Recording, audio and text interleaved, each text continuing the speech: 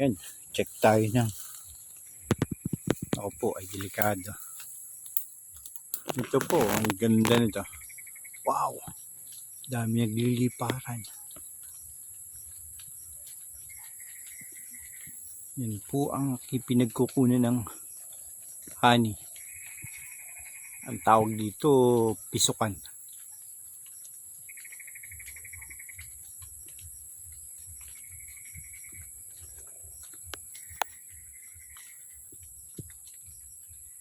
Ayan o, maraming lumilipad.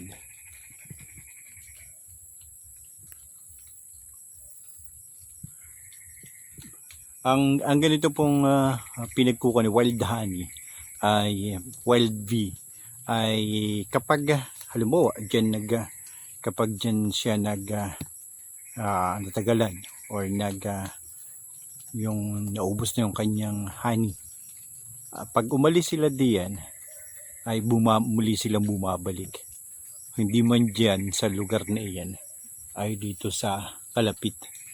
Dahil ito dati dito lang dito sa manggang ito nakalagay.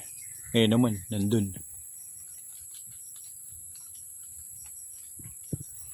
At kapag ganyan at marami siyang honey, almost how many gallons din ang laman niya, minsan 2 hanggang 4 na gallons kapag ganyang kalaki.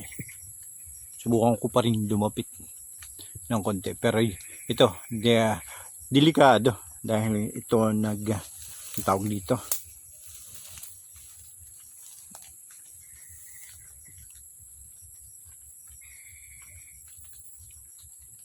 ang tawag dito sa amin nangingisot, nang aatak din yan kapag halimbawa may mabango. Kaya kapag mangunguha ng ganito o magpupuhag, kinakailangan walang pabango.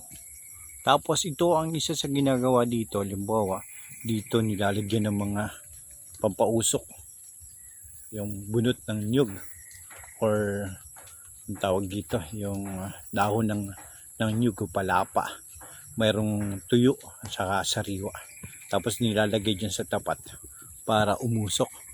Pagkatapos na mausukan siya, yan ay magsisipag-alisan.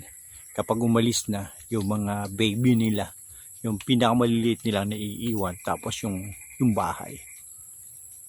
At alam ba nyo na iyan ay ginagawa rin na wax, yung kanyang pinagtanggalan ng kanyang ng honey.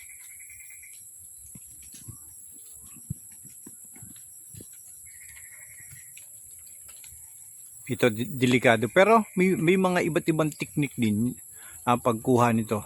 Dahil sa ibang lugar nagha-harvest sila dito, parang winawahi lang nila yung iba, pero mayroon silang apoy pa rin.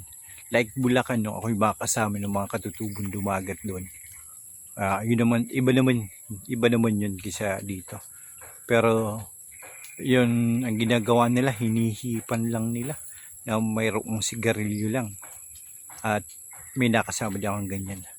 Tapos doon sa mga matatandang katutubong dumagat nung ako'y makasama, meron tinatapi lang yung puno. Alam ba yung punong yan? Nandyan sa punong yan. Parang pinapalo lang 3 palo. Tapos nag-aalisan na yung mga bee. At hindi ka panipaniwala kapag ganun. Pero kapag ikaw mismo yung makakasaksi sa ganung bagay ay paniniwala ka. Ito po ay hindi kalayuan sa maraming bahay. Dahil dito may mga gubat pa dito, tapos may mga pwedeng pagkunan ng mga nectar. Ayun pong nectar, yung mga matatamis. Halimbawa sa palayan, pwede po yun. Pumupunta sila sa palayan at kapag namumulaklak na ang palay o bago pa lang bungang palay, kumukuha sila dun ng tamis. At ito na yung panahon. Tapos yung marami pa rin mga may bulaklak na sa tabi siyang ilog.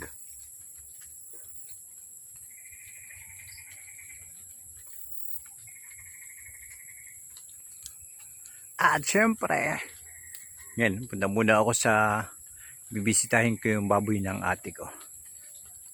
Napadaan lang, nakita natin ito para maipakita ko rin sa inyo. Napaka malaki na yan, oh.